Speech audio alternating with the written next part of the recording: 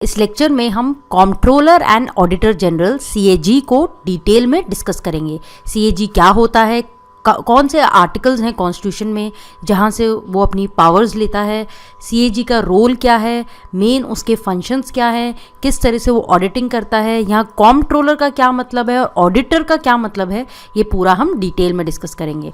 तो आइए हम देखते हैं CAG, that is controller and auditor general. तो कंट्रोलर एंड ऑडिटर जनरल की अगर बात करें तो पहली बात तो ये कॉन्स्टिट्यूशनल बॉडी है। देखिए, कुछ बॉडी हो सकती हैं कॉन्स्टिट्यूशनल बॉडीज़ हों, जैसे कि सीएजी, जैसे कि यूपीएससी, जैसे कि इलेक्शन कमीशन। इनके बारे में एक्सप्लिसिटली हमारे संविधान यानी कि कॉन्स्टिट्यूशन में मेंशन्ड है। कुछ बॉडीज़ होती है स्टैट्यूटरी बॉडी, या फिर इनको लीगल बॉडीज़ भी कहते हैं, जो कि एक एक्ट से बनी है। जैसे कि इंडिया में जो एनएचआरसी है वो एक एक्ट से बनी है, तो ये लीगल बॉडी है। तो ये सारी है लीगल बॉडीज़। कुछ हो सकती है एक्स्ट्रा कॉन्स्टिट्यूशनल बॉडीज़, वो कॉन्स्टिट्यूशन में भी नहीं हो, वो लीगल भी नहीं हो, वो किसी लॉ से भी नहीं आई हो, वो सिर्फ एग्जीक्यूटिव ऑर्डर से बनी हो। जैसे कि प्लानिंग कमीशन बनी थी, जैसे कि नीति आयोग है, ये किसी लॉ से नहीं बने हैं, ये एग्जीक्यूटिव ऑर्डर से बने हैं। तो ब्रॉडली 3 तरह की बॉडीज़ होती हैं। तो अभी हम जो देख रहे हैं सीएजी देख रहे हैं, जो फाइनेंस कमीशन और सीएजी, ये दोनों बॉडीज़ जो हैं ये दोनों कॉन्स्टिट्यूशनल बॉडी है। UPSC, election commission, finance commission, controller and auditor general, ये सारी कॉन्स्टिट्यूशनल बॉडी है, क्योंकि कॉन्स्टिट्यूशन में एक सेपरेट आर्टिकल्स हैं जिनमें इनके बारे में पूरा दे रखा है। तो अगर सीएजी की बात करें तो कॉन्स्टिट्यूशन ऑफ इंडिया का आर्टिकल 148 अगर हम देखें तो ये एक इंडिपेंडेंट ऑफिस प्रोवाइड करता है कंट्रोलर एंड ऑडिटर जनरल का। तो ध्यान रखिएगा, पहली बात तो ये एक इंडिपेंडेंट ऑफिस है, ये किसी भी ऑफिस के अंदर या पार्लियामेंट के अंदर सबॉर्डिनेट नहीं है, ये इंडिपेंडेंट ऑफिस है। ये हेड होता है Indian audit and accounts department का। तो CAG Indian audit and account department का हेड होता है। इसको गार्जियन ऑफ पब्लिक पर्स भी कहते हैं, क्योंकि ये सारी ऑडिटिंग करता है, किस तरह से पैसा खर्च हुआ है, क्या वो सही तरीके से खर्च हुआ है या नहीं हुआ। तो एक तरह से ये कंट्रोल करता है पूरे फाइनेंशियल सिस्टम को of country at both the level. ध्यान रखिएगा, इस सेंटर के फाइनेंशियल सिस्टम को भी रेगुलेट कर रहा है, कंट्रोल कर रहा है, और स्टेट के फाइनेंशियल सिस्टम को भी कंट्रोल कर रहा है। तो ये दोनों की ऑडिटिंग करेगा, इसीलिए इसको बोलते हैं गार्जियन ऑफ पब्लिक पर्स। जो भी पब्लिक का पैसा है, जो भी पैसा आया है या जो भी पैसा खर्च हुआ है, उसको ये उसकी पूरी ये ऑडिटिंग करता है।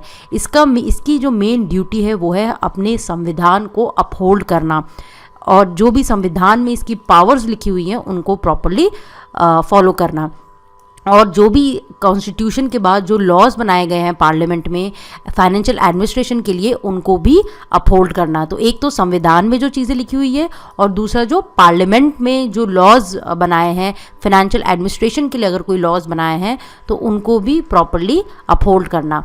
इसीलिए BR अम्बेडकर जी ने इनको बोला था सीएजी को कि ये सबसे इम्पॉर्टेंट ऑफिसर होगा अंडर कॉन्स्टिट्यूशन ऑफ इंडिया।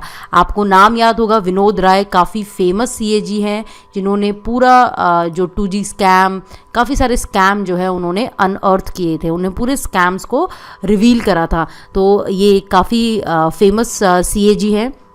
अगर हम देखें, BR अम्बेडकर ने कहा था कि सीएजी सबसे इम्पॉर्टेंट ऑफिसर होगा अंडर कॉन्स्टिट्यूशन ऑफ इंडिया। तो आप समझ सकते हैं इन पर काफ़ी सिग्निफिकेंट रिस्पॉन्सिबिलिटी होती है। इनको बल work of democratic system of government in India भी कहा जाता है, अदर बीइंग सुप्रीम कोर्ट। अगर हमें पूरी डेमोक्रेसी मेंटेन करनी है, डेमोक्रेटिक फ्रेमवर्क को मेंटेन करना है, तो एक तो सुप्रीम कोर्ट, एक इलेक्शन कमीशन, एक यूपीएससी। आप देख सकते हैं सुप्रीम कोर्ट इसलिए क्योंकि अगर पार्लियामेंट ने, जो कि डेमोक्रेटिक इलेक्टेड जो हमारे लीडर्स हैं, उन्होंने अगर कुछ भी गलत लॉ फ्रेम किया तो सुप्रीम कोर्ट बैठा हुआ है उसको रिजेक्ट करने के लिए। इलेक्शन कमीशन बिल्कुल ट्रांसपेरेंसी मेंटेन करता है कि कोई भी लूप होल्स नहीं हो इलेक्शन प्रोसेस में। यूपीएससी ये इंश्योर करता है जो ब्यूरोक्रेसी जो जाती है, जो मेरिट के बेसिस पर जो लोग जाते हैं, जो IAS officers, IPS officers, IRS officers, ये बिल्कुल मेरिट बेसिस पर जाए, इनमें कोई भी करप्शन नहीं हो। और इसके अलावा जो फाइनेंशियल एडमिनिस्ट्रेशन को देखने के लिए बैठा है वो है CAG, that is controller and auditor general. अब हम देखते हैं इसका अपॉइंटमेंट और इसका टर्म। अगर हम अपॉइंटमेंट की बात करें तो पहली बात तो ये ध्यान रखिएगा, ये जनरली ऑब्जेक्टिव क्वेश्चंस में आता है कि सीएजी को अपॉइंट कौन करता है। इसको अपॉइंट करता है प्रेसिडेंट ऑफ इंडिया, वो अपनी under his hand and seal इसको अपॉइंट करता है। सीएजी जो है वो ओथ लेता है over his office makes and subscribes before the president. तो वो ओथ किसके सामने लेता है? प्रेसिडेंट के सामने वो ओथ लेता है और प्रेसिडेंट ही उसको अपॉइंट करता है। अब उसकी ओथ में क्या लिखा होता है? उसकी ओथ में ये लिखा होता है कि to bear true faith and allegiance to constitution of India, कि कॉन्स्टिट्यूशन ऑफ इंडिया में जो भी चीज़ें लिखी हो उसको अपहेल्ड करना है। Uphold the sovereignty and integrity of India, तो इंडिया की जो सोवरेनिटी है, इंडिया की जो इंटीग्रिटी है, उसको अपहेल्ड करना। सोवरेनिटी मतलब होता है कि इंडिया किसी भी देश का गुलाम नहीं है, इंडिया अब एक फ्री कंट्री है, इंडिया अपने रूल्स अपने डिसीजंस खुद लेता है। इंटीग्रिटी मतलब इंडिया की जो यूनिटी एंड इंटीग्रिटी है इसको प्रिजर्व करके रखना, इसको अपहेल्ड करके रखना। To duly and faithfully and to best of his ability knowledge and judgment perform duties of his office, तो अपने ऑफिस की ड्यूटी को वो अपनी एबिलिटी के अकॉर्डिंग, अपनी नॉलेज के अकॉर्डिंग और जजमेंट के अकॉर्डिंग बेस्ट परफॉर्म करेगा, जिससे कि विदाउट फियर और फेवर, किसी चीज़ का डर नहीं होना चाहिए और किसी को फेवर नहीं करना है, अफेक्शन और इल विल। तो इसमें उसको इन शॉर्ट अपनी पावर्स को गलत तरीके से यूज़ नहीं करना है, उसको अपनी best of its ability knowledge और जजमेंट को बिल्कुल सही तरीके से यूज़ करना है। And to uphold the constitution and the laws framed by parliament. तो ये पूरी ओथ है ये जो कि CAG प्रेसिडेंट के सामने लेता है और प्रेसिडेंट ही CAG को अपॉइंट करता है। तो ये भी क्वेश्चन आ जाता है। इसके बाद अगर हम देखें तो CAG कितने टाइम के लिए रहता है? वो अपना ऑफिस या तो 6 साल या फिर 65 years of age, whichever is earlier. देखिए, अब हो सकता है कि कोई CAG बना 62 ईयर्स में, तो वो सिर्फ 2 साल के लिए ही काम करेगा, क्योंकि विच एवर इज़ अर्लियर लिखा हुआ है कि अगर वो 65 ईयर्स का हो गया है तो उनको रिटायरमेंट लेना होगा, या फिर 6 ईयर्स एट मैक्स 6 ईयर्स और 65 years which ever is earlier, जो भी पहले होगा। वो खुद से भी रिजाइन कर सकता है at any time from his office by addressing resignation letter. किसको एड्रेस करेगा? प्रेसिडेंट को। तो ध्यान रखिएगा, अपॉइंट भी प्रेसिडेंट कर रहा है, ओथ भी प्रेसिडेंट के सामने ले रहे हैं और रेजिग्नेशन लेटर भी वो प्रेसिडेंट को ही देंगे। He can also be removed by president. अब वो उसको रिमूव भी किया जा सकता है। तो एक चीज़ तो ये है कि अगर उनका टाइम पीरियड ख़त्म हो जाए या फिर उनकी एज 65 हो जाए या फिर वो खुद ही वॉलंटरी रिज़ाइन कर दे या फिर उनको रिमूव कर दिया जाए, तो ये 4 तरीके हैं जिससे कि CAG को हटाया जा सकता है। अब उनको रिमूव कैसे किया जाता है? जिस तरह से जज ऑफ सुप्रीम कोर्ट को रिमूव किया जाता है उसी तरह से CAG को रिमूव किया जा सकता है। प्रेसिडेंट रिमूव कर सकता है, मगर इसका प्रोसीजर क्या है? इसका प्रोसीजर ये है कि अगर पार्लियामेंट में एक रेजोल्यूशन पास हो by both the house of parliament, Rajya Sabha और लोकसभा दोनों ही रेजोल्यूशन पास करे विथ स्पेशल मेजॉरिटी। अब स्पेशल मेजॉरिटी का क्या मतलब है? 2/3 ऑफ मेंबर्स होने चाहिए, 2/3 ऑफ मेंबर्स ऑफ टोटल जो भी प्रेजेंट एंड वोटिंग।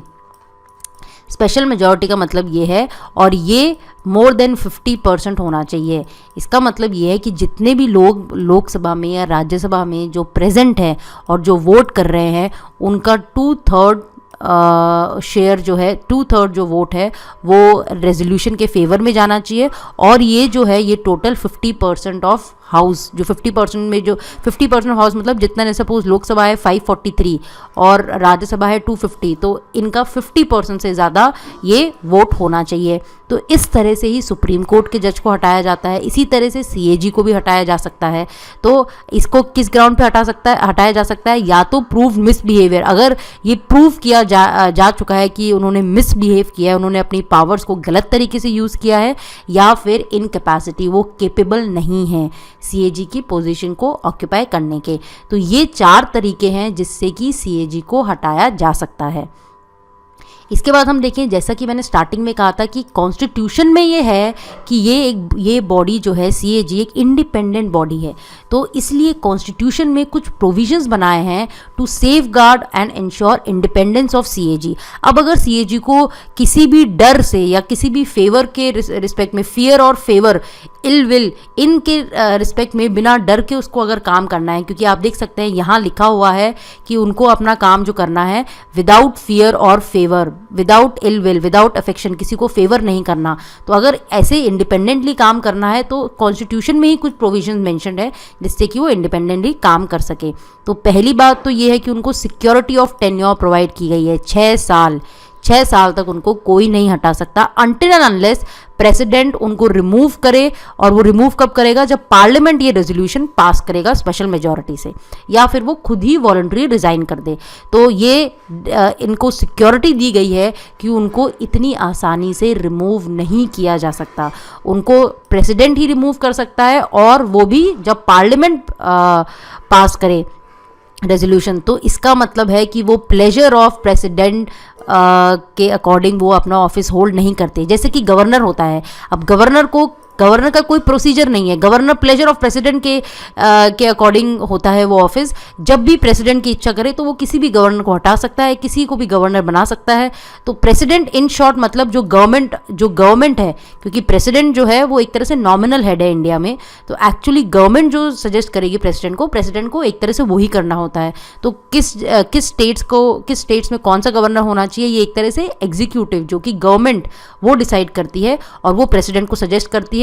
और गवर्नर की कोई सिक्योरिटी ऑफ टेन्योर नहीं होती। अगर गवर्नमेंट चेंज हो गई तो गवर्नर भी चेंज हो सकते हैं, वो डिपेंड करता है कि उस टाइम की सरकार क्या चाहती है। बट सीएजी के केस में ऐसा नहीं है। एक तो उनको 6 साल की सिक्योरिटी दी गई है, दूसरा उनको कैसे रिमूव किया जा सकता है, स्पेशल मेजॉरिटी होनी चाहिए पार्लियामेंट में, वो रेजोल्यूशन पास हो और उसके बाद ही प्रेसिडेंट उनको रिमूव कर सकता है। इसके बाद एक ही इंडिपेंडेंट बनाने के लिए कि उनको फर्दर ऑफिस वो होल्ड नहीं कर सकते। 6 साल मैक्सिमम या फिर 65 ईयर्स जो भी पहले हो, वो कहीं भी गवर्नमेंट ऑफ इंडिया में और किसी भी स्टेट में वो ऑफिस होल्ड नहीं कर सकते। इसका मतलब ये है कि सपोज अगर हम माने कि वो ऑफिस होल्ड कर सकते होते, तो आप सोचिए सीएजी को इन्फ्लुएंस किया जा सकता था कि अगर आप हमारी बात मानेंगे, सपोज गवर्नमेंट ने कोई फाइनेंशियल फ्रॉड किया और गवर्नमेंट सीएजी को इन्फ्लुएंस करे कि अगर आप अभी हमारी बात मानेंगे और फाइल डिस्क्लोज नहीं करेंगे तो हम आपको आपके रिटायरमेंट के बाद एक प्लम पोस्टिंग दे देंगे। सपोज हम आपको किसी भी स्टेट में या गवर्नमेंट ऑफ इंडिया के अंदर एक प्लम पोस्टिंग, एक बहुत ही अच्छी पोस्टिंग दे देंगे। तो ये एक तरह से तरीका हो सकता था सीएजी को इन्फ्लुएंस करने का। बट क्योंकि सीएजी को इंडिपेंडेंट बनाना था, इसीलिए ये मेंशन किया गया कि उनको कोई भी फर्दर ऑफिस नहीं मिलेगा। वो गवर्नमेंट ऑफ इंडिया किसी भी स्टेट के अंदर गवर्नमेंट के उसके अंदर काम नहीं करेंगे। His salary and other service condition, जो भी सर्विस कंडीशंस है, जो भी सैलरी उनको मिलेगी वो पार्लियामेंट डिटरमाइन करती है। His salary is equal to जज ऑफ सुप्रीम कोर्ट। तो पार्लियामेंट ने डिटरमाइन किया है कि जितनी जज ऑफ सुप्रीम कोर्ट को सैलरी दी जाएगी उतनी ही सीएजी को भी दी जाएगी। उसके बाद अगर हम देखें, neither his salary nor his rights in respect of leave of absence, अगर वो अगर लीव लें, पेंशन या फिर एज ऑफ रिटायरमेंट, ये कुछ भी ऑल्टर नहीं हो सकता उनके अपॉइंटमेंट के बाद। तो ऐसा नहीं है कि सीएजी को अपॉइंट कर दिया और फिर उनकी सैलरी कम कर दी, क्योंकि ये भी एक तरीका हो सकता है सीएजी को इन्फ्लुएंस करने का। तो जब सीएजी को अपॉइंट किया गया है उसके बाद उनकी सैलरी या उनकी पेंशन या कि अगर उनको लीव लेनी है या फिर उनकी एज ऑफ रिटायरमेंट, ये कुछ भी चेंज नहीं हो सकता। इससे अगर इसको चेंज करने का प्रोविज़न होता तो गवर्नमेंट डायरेक्टली सीएजी को इन्फ्लुएंस कर सकती थी, मगर सीएजी को इंडिपेंडेंट बनाना था, इसीलिए कॉन्स्टिट्यूशन में ये मेंशन्ड है। Conditions of service of person serving in Indian audit and accounts department and administrative powers जो है सीएजी की are prescribe by president after consultation with CAG. तो जो भी कंडीशंस हैं सर्विस ऑफ पर्सन, जो भी Indian audit and account department में जो काम कर रहे हैं, क्योंकि CAG Indian audit and account department का हेड है, तो इससे रिलेटेड जो भी इसमें सारे जो लोग हैं उनकी conditions of service, administrative powers जो हैं सीएजी की, ये सारी प्रेसिडेंट प्रिस्क्राइब करता है, मगर ये कंसल्टेशन विद सीएजी के बाद ही प्रेसिडेंट प्रिस्क्राइब करता है। तो ऐसा नहीं है कि प्रेसिडेंट या इन शॉर्ट गवर्नमेंट अपने हिसाब से ये चीज़ें, conditions of service of persons in Indian audit and account department अपने हिसाब से चेंज कर सकती है। ये कंसल्टेशन उनको करना होगा सीएजी से। एडमिनिस्ट्रेटिव एक्सपेंसेस जो होंगे सीएजी के, जो भी सैलरीज हैं, अलाउंसेज हैं, पेंशन्स हैं, जो भी इस ऑफिस में सर्व कर रहे हैं, वो सारे कंसोलिडेटेड फंड ऑफ इंडिया से होंगे। कंसोलिडेटेड फंड ऑफ इंडिया से होना मतलब कि यहाँ कंसोलिडेटेड फंड ऑफ इंडिया से होंगे और यहाँ लिखा है चार्ज अपॉन का मतलब है कि वो चार्ज अपॉन, जहाँ भी चार्ज अपॉन लिखा आएगा इसका मतलब ये है कि वो बिना वोटिंग ऑफ पार्लियामेंट के होगा। मतलब कि जब भी बजट पास होता है तो वोटिंग होती है, तो चार्ज अपॉन जो कंसोलिडेटेड फंड ऑफ इंडिया होता है, जैसे कि सैलरी ऑफ, अगर हम देखें फाइनेंस कमीशन भी charge upon consolidated fund of India होती है। अगर यूपीएससी का देखें तो भी वो charge upon consolidated fund of India होती है। तो इनकी जो सैलरी है इस पर पार्लियामेंट में वोटिंग नहीं होती है, इनकी फिक्स्ड है कि इतना पैसा सीएजी की सैलरीज में, अलाउंसेस में जाना है तो वो जाना ही है, तो ये इस पर वोटिंग नहीं होती है। Thus they are not subject to vote of parliament. अगर वोटिंग हुई होती तो डेफिनेटली फिर पार्लियामेंट या इन शॉर्ट गवर्नमेंट अगर मेजॉरिटी में है तो वो सीएजी के ऑफिस को इन्फ्लुएंस कर सकती थी। और इसके अलावा no minister can represent CAG in parliament. CAG को अगर पार्लियामेंट में रिप्रेजेंट करना है तो कोई भी मिनिस्टर नहीं रिप्रेजेंट कर सकता।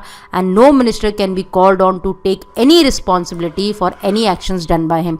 तो किसी भी मिनिस्टर को बुलाया नहीं जा सकता रिस्पॉन्सिबिलिटी लेने के लिए कि सीएजी ने कोई काम किया है तो मिनिस्टर रिस्पॉन्सिबिलिटी ले रहा है, या फिर मिनिस्टर जो है वो इन शॉर्ट सीएजी को रिप्रेजेंट नहीं कर सकता पार्लियामेंट में, क्योंकि सीएजी जो है वो बिल्कुल इंडिपेंडेंट बॉडी है। मिनिस्टर मतलब कि गवर्नमेंट ऑफ द डे।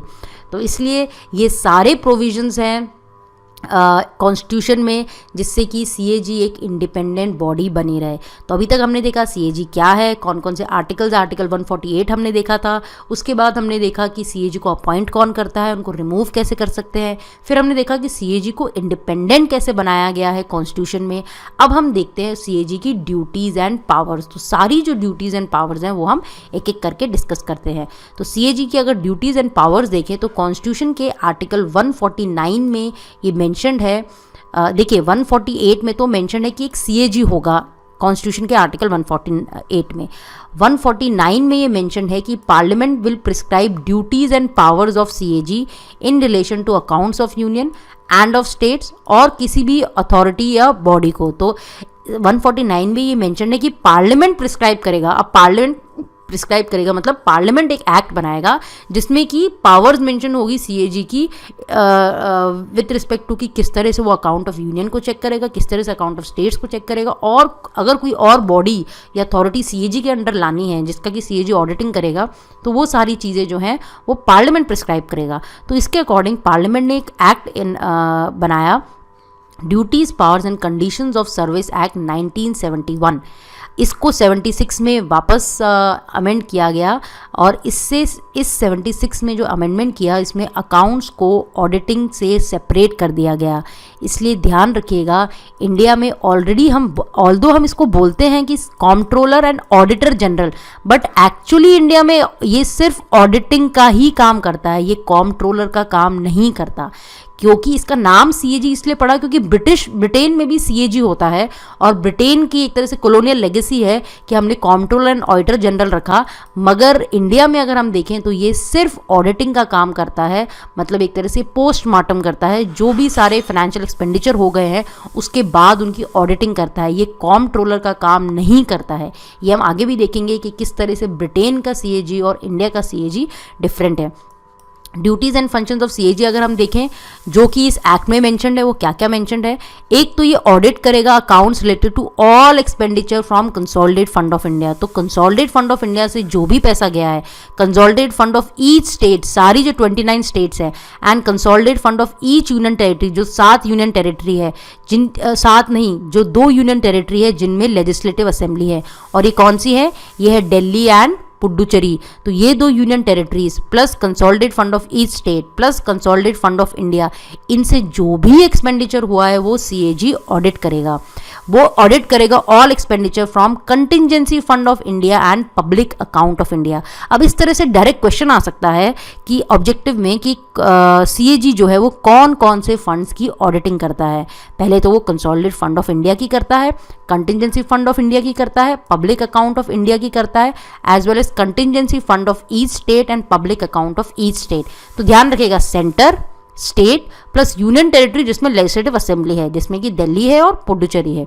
दूसरी चीज़ ये consolidated fund of India, contingency fund of India and public account fund of India plus of state, ये इनको भी, इनके एक्सपेंडिचर को भी ऑडिट करता है। इसके बाद बात आती है कि ये ऑडिट करता है सारी trading, manufacturing, profit and loss accounts, balance sheets and other subsidiary accounts kept by any department of central government and state government. अब जो भी जैसे प्रॉफिट एंड लॉस अकाउंट होता है, बैलेंस शीट्स होती हैं, मैन्युफैक्चरिंग, ये ट्रेडिंग, जो भी सारी स्टेट ने या फिर सेंट्रल गवर्नमेंट के किसी भी डिपार्टमेंट ने इन चीज़ों में अगर उनका ये सेपरेट अकाउंट बना रखा है या कोई भी सब्सिडरी अकाउंट बना रखा है, उनको भी CAG ऑडिट करेगा। और यही सेम चीज़ स्टेट गवर्नमेंट के लिए भी एप्लीकेबल होगी। ही ऑडिट्स द रिसीप्ट, कितना पैसा आया है और कितना पैसा गया है of centre plus each state. तो जो भी टैक्स रेवेन्यू आया है या किसी भी तरह से अगर रिसीट आई है, कोई इंटरेस्ट का पैसा आया है, गवर्नमेंट ने सपोज किसी को लोन दिया और उससे इंटरेस्ट आया है, गवर्नमेंट ने जो भी टैक्स रेवेन्यू कमाया है प्लस जो गवर्नमेंट ने सारा एक्सपेंडिचर किया है, सेंटर प्लस ईच स्टेट, वो ऑडिट करेगा इन सबको और सेटिस्फाई करेगा कि that the rules and procedure in that behalf are design to secure an effective check on assessment, collection and proper allocation of revenue. तो इसका मतलब ये है कि वो ये देखेगा कि जितना पैसा आया है, जितना पैसा खर्च हुआ है, एक्सपेंडिचर जो हुआ है, क्या वो जो already rules and laws frame कर रखे हैं उसके अकॉर्डिंग हुआ है। वो इफ़ेक्टिव चेक रखेगा कि किस तरह से कलेक्शन हुआ है, किस तरह से प्रॉपर असेसमेंट हुआ है कि कितना पैसा आया है और किस तरह से वो एलोकेट हुआ है, जो भी टैक्स रेवेन्यू आया वो किस तरह से एलोकेट हुआ है। तो ये सारी चीज़ें जो हैं वो CAG देखेगा। He audit the receipts and expenditure of following. तो अभी तक हम देख रहे थे कि centre, state, consolidated fund of India, contingency fund of India and state and public account fund of India and state. अभी हमने ये देखा। अब हम देख रहे हैं कि सेंटर और स्टेट और 2 यूनियन टेरिटरीज के अलावा वो बाकी कुछ बॉडीज़ भी है जिनकी कि वो ऑडिटिंग करेगा, जैसे कि all bodies and authorities finance from centre और स्टेट रेवेन्यूज़। तो जो भी मेन बॉडीज़ हैं, गवर्नमेंट कंपनीज़ हैं, कोई भी कॉरपोरेशंस एंड बॉडीज़ हैं, अगर कोई लॉ के अंदर ये लिखा गया है, ये मेंशन किया गया है कि ये CAG ऑडिट करेगा, तो वो भी CAG की ऑडिटिंग के अंदर आएगा। जो भी बॉडीज़ हैं जो कि फिनेंस, जिनको पैसा सेंटर या स्टेट के रेवेन्यू से मिल रहा है, गवर्नमेंट की कंपनीज़ है, कोई भी कॉरपोरेशन है जिसको के बारे में स्पेसिफिकली लिखा गया है कि इसको CAG ऑडिट करेगा, इनकी ऑडिटिंग भी CAG करेगा।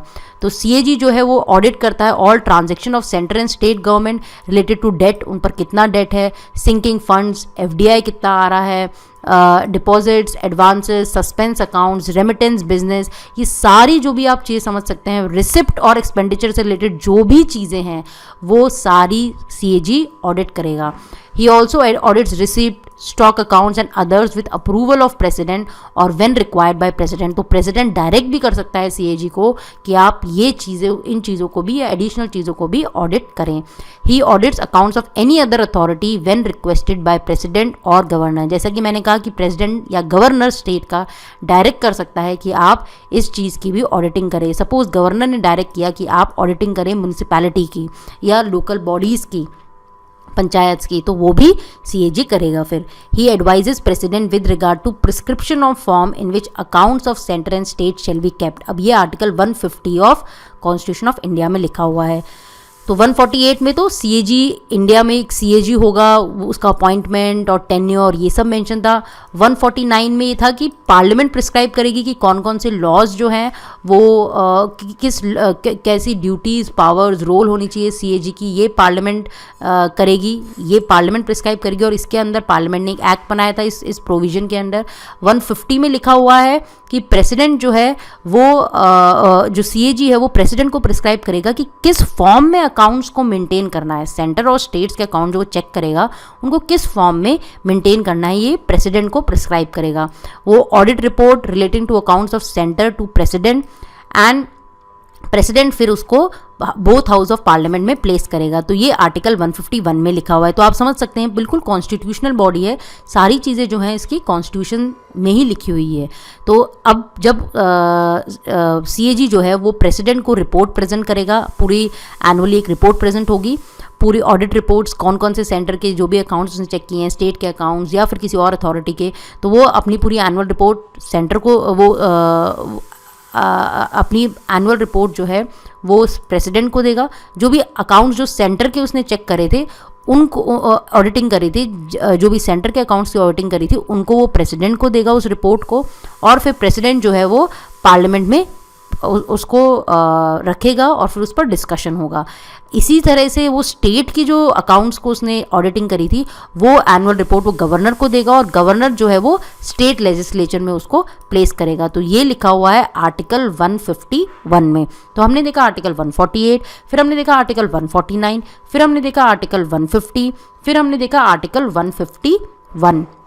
फिर उसके बाद जो उसकी और पावर्स हैं वो असर्टेन करेगा, सर्टिफाइड करेगा net proceeds of any tax. Net proceed का मतलब ये होता है कि जितना पैसा हम कलेक्ट कर रहे हैं प्लस जितना पैसा हमें उसको कलेक्ट करने में लग रहा है।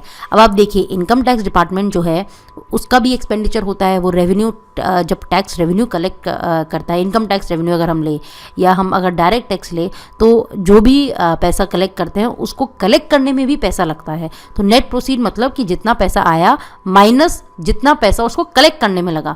तो ये जो है सीएजी जो है वो उसको सर्टिफाई करता है कि हाँ इतना पैसा जो नेट प्रोसीड्स जो है इतना पैसा आया है। ये आर्टिकल 279 के अंदर मेंशन्ड है, और ये जो सर्टिफिकेट है सीएजी का ये फाइनल सर्टिफिकेट है। तो पूरा चेक करके वो सर्टिफाई करता है, वो एक तरह से एक्ट करता है guide, friend and philosopher of public account committee of parliament. ये बहुत ही इंपॉर्टेंट कमेटी है पार्लियामेंट की।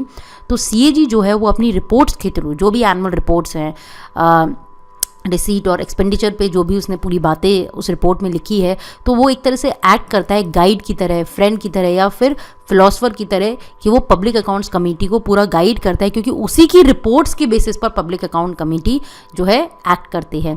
ही compiles and maintains account of state government, जैसा कि मैंने पहले भी कहा कि स्टेट गवर्नमेंट के अकाउंट्स को ये मेंटेन करता है। 1976 में ही was relieved of his responsibility with regard to compilation and maintenance of accounts of central government due to separation of account from audit, that is departmentalization of account. अब इसमें यहाँ क्या करा है कि जैसा कि हमने कहा था कि 1971 में एक्ट आया था, उसको अमेंड किया गया था 1976 में। अब 1976 में जो एक्ट आया उसमें ये कर दिया कि अकाउंट्स अलग है डिपार्टमेंट और ऑडिट डिपार्टमेंट अलग है, ये दो अलग डिपार्टमेंट हो गए। ये सिर्फ सेंटर में हुआ है, आप देख सकते हैं सेंट्रल गवर्नमेंट में अब वो सिर्फ ऑडिटिंग करता है, वो सेंट्रल गवर्नमेंट के अकाउंट्स को मेंटेन नहीं करता, मगर स्टेट के अकाउंट्स को कंपाइल और मेंटेन वो अभी भी करता है। 1976 में जो ये डिपार्टमेंट को कंपार्टमेंटलाइज कर दिया, मतलब कि एक ये अकाउंट डिपार्टमेंट एक और डिपार्टमेंट को सेपरेट कर दिया गया, तो अब वो सेंट्रल गवर्नमेंट के अकाउंट को वो कंपाइल और मेंटेन नहीं करता, वो स्टेट गवर्नमेंट के ज़रूर करता है। अब अगर हम देखें सीएजी जो है वो 3 टोटल ऑडिट रिपोर्ट्स प्रेसिडेंट को देता है। Audit report on appropriation account, audit report on finance account and audit report on public undertaking. तो अप्रोप्रिएशन अकाउंट मतलब ये जो देखिए 2 चीज़ें होती हैं, एक होता है फाइनेंस बिल जब बजट पेश होता है और एक होता है अप्रोप्रिएशन से रिलेटेड। फाइनेंस बिल का मतलब ये है कि जो भी हम जो दो चीज़ें इस सेंस में होती है कि एक तो हुआ रिसीट और एक हुआ एक्सपेंडिचर। तो अप्रोप्रिएशन मतलब कि हमने कितना अप्रोप्रिएट किया है, हमने कितना लोगों से टैक्स रेवेन्यू ये सब कलेक्ट किया है। फिर दूसरा होता है फाइनेंस अकाउंट, कितना हमने एक तरह से एक्सपेंडिचर किया है। फिर हो गया पब्लिक अंडरटेकिंग, तो जो गवर्नमेंट की अंडरटेकिंग्स हैं उनकी ऑडिटिंग रिपोर्ट को ये पेश करता है। तो ये प्रेसिडेंट को देगा, प्रेसिडेंट क्या करेगा, दोनों हाउस ऑफ पार्लियामेंट में ही रखेगा। उसके बाद पब्लिक अकाउंट कमेटी जो है इसको एग्जामिन करेगी, जैसा कि मैंने पहले भी कहा था कि पब्लिक अकाउंट कमेटी इसी की रिपोर्ट पर एक्ट करती है, तो वो एग्जामिन करेगी और फिर इसकी रिपोर्ट की फाइंडिंग्स को पार्लियामेंट में पेश करेगी। फिर appropriation accounts compare the actual expenditure with the expenditure sanctioned by parliament through appropriation act. तो अप्रोप्रिएशन का मतलब ये है कि एक्सपेंडिचर, फाइनेंस का मतलब ये है कि रिसीट। ध्यान रखिएगा जो बजट है उसमें दो बिल पास होते हैं एक तरह से, एक अप्रोप्रिएशन वाला होता है, एक फाइनेंस वाला होता है। फाइनेंस वाला मतलब कि जो भी हमें टैक्स से रेवेन्यू आया है तो वो जो हमने रिसीट मिली है, रिसीट मिली मतलब कि जो भी पैसा गवर्नमेंट ने कमाया है। और अप्रोप्रिएशन मतलब जो पैसा गवर्नमेंट ने खर्च किया है, जो एक्सपेंडिचर, अब सब्सिडीज़ में एक्सपेंडिचर हो सकता है, इंफ्रास्ट्रक्चर में एक्सपेंडिचर हो सकता है, डिफेंस में एक्सपेंडिचर हो सकता है, हेल्थ में एक्सपेंडिचर हो सकता है, तो ये आता है अप्रोप्रिएशन एक्ट में, ये आता है फाइनेंस एक्ट में। तो ये दोनों को दोनों के लिए अलग अलग रिपोर्ट पेश करता है। अप्रोप्रिएशन का मतलब जो भी एक्सपेंडिचर हुआ है, अब ये देखेगा उसमें कि एक्चुअल एक्सपेंडिचर जितना हुआ है और जो एक्सपेंडिचर बजट में सैंक्शन किया गया था, क्या वो मैच कर रहे हैं या नहीं कर रहे। और फाइनेंस अकाउंट में ये देखेगा कि एनुअल रिसिप्ट जो and disbursements of union government की एनुअल रिसिप्ट गवर्नमेंट ने जितना एक्सपेक्ट किया था इतना टैक्स रेवेन्यू आएगा, उतना टैक्स रेवेन्यू आया है कि नहीं आया, या तो इन टोटल टैक्स रेवेन्यू कितना आया है। टैक्स ही नहीं, गवर्नमेंट के रिसीप्ट में टैक्स जो है सिर्फ एक कंपोनेंट है। गवर्नमेंट को पैसा और काफ़ी जगहों से मिल सकता है। गवर्नमेंट की सिक्योरिटीज़ के थ्रू मिल सकता है, गवर्नमेंट ने किसी को लोन दे रखा हो उसके थ्रू इंटरेस्ट से मिल सकता है। तो रिसीप्ट में सारी चीज़ें आती हैं। तो हमने देखा 3 रिपोर्ट्स, ये ध्यान रखिएगा, ये ऑब्जेक्टिव में आ सकता है, अप्रोप्रिएशन अकाउंट, फाइनेंस अकाउंट और पब्लिक अंडरटेकिंग।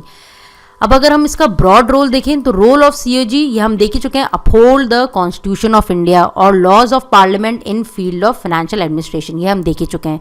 ये एक इंपॉर्टेंट रोल इसका ये भी है कि अकाउंटेबिलिटी ऑफ एग्जीक्यूटिव। एग्जीक्यूटिव कौन होता है? जो कि actually government of the government है। देखिए इंडिया में 3 पार्ट्स हैं, 3 पिलर्स हैं। एक है लेजिस्लेचर, लेजिस्लेचर मतलब पार्लियामेंट। एक है एग्जीक्यूटिव, एग्जीक्यूटिव मतलब जो गवर्नमेंट है, या फिर हम काउंसिल ऑफ मिनिस्टर्स भी बोल सकते हैं, जैसे अभी बीजेपी सरकार है।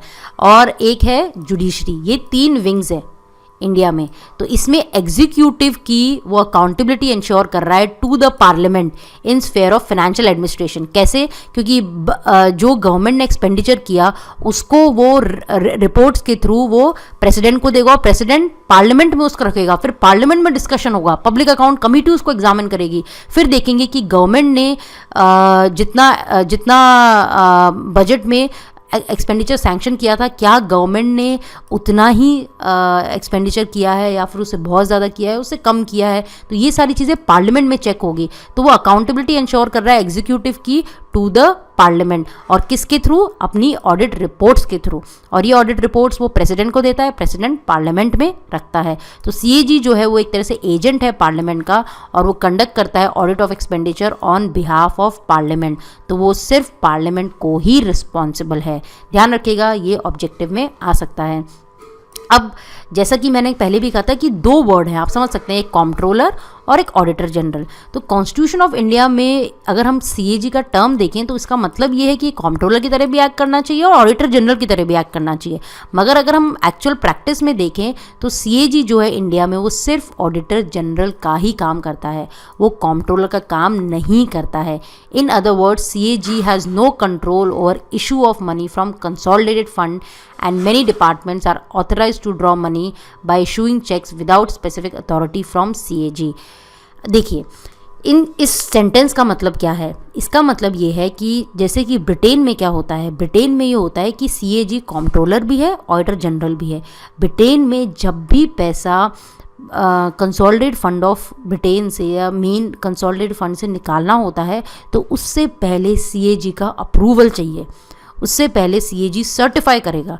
ये अप्रूवल जो है ये इंडिया में ज़रूरी नहीं है। इंडिया में बिना सीएजी के अप्रूवल के भी पैसा निकलता है और सीएजी को अप्रूव करने की ज़रूरत नहीं है। सीएजी को सिर्फ ऑडिट के स्टेज में सीएजी मेनली काम आता है। तो एक तरह से वो पोस्टमार्टम करता है, जब एक्सपेंडिचर ऑलरेडी हो जाता है उसके बाद वो एक तरह से पोस्टमार्टम करता है। तो ये इंडिया में और ब्रिटेन के सीएजी में डिफरेंस है कि सीएजी जो ब्रिटेन का है वो कॉम्प्ट्रोलर और ऑडिटर जनरल दोनों की तरह एक्ट करेगा, जिसके पास कॉम्प्ट्रोलर की पावर्स भी है और ऑडिटर जनरल की पावर्स भी है। तो एग्जीक्यूटिव, कोई भी गवर्नमेंट अगर पैसा निकालेगी, अगर पब्लिक फंड से मतलब कि कंसोलिडेटेड फंड ऑफ इंडिया से या कंसोलिडेटेड फंड से अगर पैसा निकालेगी ब्रिटेन में, जो ब्रिटेन का कंसोलिडेटेड फंड होगा तो वो उससे पहले उनको अप्रूवल चाहिए होगा सीएजी का। इंडिया में ऐसा नहीं है, इसीलिए इंडिया में बोलते हैं कि वो सिर्फ ऑडिटर जनरल का ही काम करता है। अब हम देखते हैं कि सीएजी जो है वो एक तरह से सीएजी कॉरपोरेशंस के केस में उसका क्या रोल है। तो कॉरपोरेशन के केस में देखें तो 3 तरह से सीएजी का रोल को कैटेगराइज किया जा सकता है कि किस तरह से वो पब्लिक कॉरपोरेशन के एक्सक्यूज़ मी, किस तरह से वो पब्लिक कॉरपोरेशन की ऑडिटिंग करता है। तो ये इसमें एक लिमिटेड रोल होता है। कुछ पब्लिक कॉरपोरेशन होती हैं जिनके अकाउंट्स को टोटली ऑडिट करता है और डायरेक्टली सीएजी ही करता है, जैसे कि Damodar valley corporation, ONGC, air India, ये सारे जो हैं इनको सीएजी डायरेक्टली और टोटली सीएजी करता है। कुछ कॉरपोरेशंस होते हैं जो प्राइवेट प्रोफेशनल ऑडिटर्स जो उनके अकाउंट्स ऑडिट करते हैं, वो सेंट्रल गवर्नमेंट अपॉइंट करती है उन प्राइवेट प्रोफेशनल ऑडिटर्स को इन कंसल्टेशन विद सीएजी। तो इफ़ नेसेसरी, अगर ज़रूरत पड़ी तो CAG can conduct supplementary audit. अगर सीएजी सेटिस्फाइड नहीं है इन ऑडिटर्स की ऑडिटिंग रिपोर्ट से, तो सीएजी खुद से भी एक सप्लीमेंट्री ऑडिट कर सकता है, जैसे कि central warehousing corporation, industrial finance corporation. ये जो है ये वो ऑर्गेनाइजेशन है जिसमें कि सीएजी का डायरेक्ट रोल नहीं है, इनडायरेक्ट रोल है, क्योंकि जो ये प्राइवेट प्रोफेशनल ऑडिटर्स हैं ये गवर्नमेंट सेट करेगी इन कंसल्टेशन विद सीएजी, और अगर ज़रूरत पड़ी तो सीएजी सप्लीमेंट्री ऑडिट भी कर सकते हैं। थर्ड कैटेगरी ये है जो totally subject to private audit, उसमें सीएजी का कोई रोल नहीं है।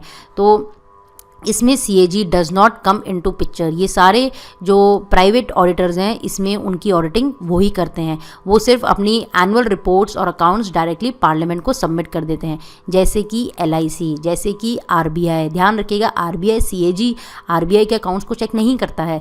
RBI directly private auditor professional auditor से ऑडिट करवाएगा और फिर वो पार्लियामेंट में अपनी रिपोर्ट रख देगा। State bank of India, FCI, food corporation of India, तो ये थर्ड कैटेगरी है। तो ये तीन तरीके से पब्लिक कॉरपोरेशंस को सीएजी ऑडिट करता है। तो इसमें लिमिटेड रोल है। लिमिटेड रोल मतलब कि कुछ डायरेक्ट है, कुछ इनडायरेक्ट है, और कुछ में सीएजी का कोई रोल ही नहीं है।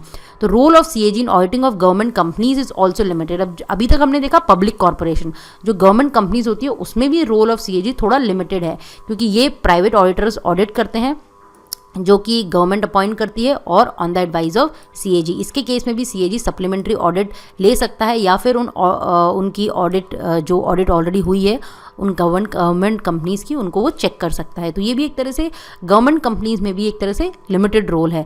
1968 में एक ऑडिट बोर्ड को स्टैब्लिश किया गया था as a part of CAG to associate outside specialist और एक्सपर्ट्स को की बुलाया जाए टू हैंडल टेक्निकल एस्पेक्ट्स जो होते हैं ऑडिटिंग के, या स्पेशलाइज एक्सपर्ट्स जो होते हैं।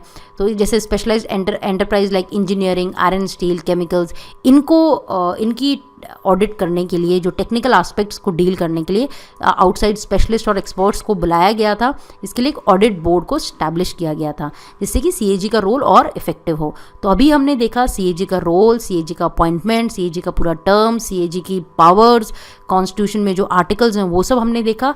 अब इन द एंड हम क्रिटिसिज्म को डिस्कस करते हैं कि क्रिटिसिज्म क्या है, किस तरह से हम सीएजी में क्या लूप होल्स हैं। पहली बात तो इंडिया में सीएजी सिर्फ ऑडिटर जनरल है, वो कॉम्प्ट्रोलर नहीं है जैसे कि ब्रिटेन में होता है। फंक्शन ऑफ सीएजी जो है वो एक तरह से इनहेरिटेंस है फ्रॉम कॉलोनियल रूल। जैसा कि मैंने पहले भी कहा था, ये कॉलोनियल लेगेसी है। ये ब्रिटेन में भी इस तरह का डिपार्टमेंट है, इसी तरह से इंडिया में रखा गया है। सीएजी जो है वो एक तरह से अभी प्राइमरी कॉज है of wide spread and paralyzing unwillingness to decide and to act.